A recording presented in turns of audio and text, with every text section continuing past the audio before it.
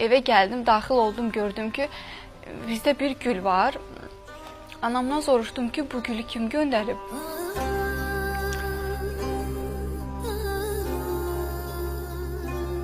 Məktub şəklində yazılıb ki, Baş Leytenant Hüseyin Nəcəfzadənin cənnətdən sənə bir gül göndərib.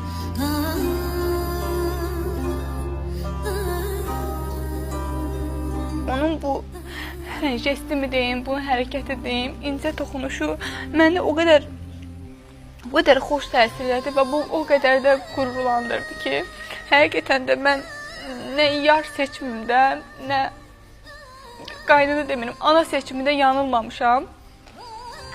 Və necə deyim, nə qədər ki Hüseyin, nə qədər ki Könül müəllimə kimi valideynlər olacaq, vətənimizə layiqli övladlar böyüyəcək və övladlar yetişəcək.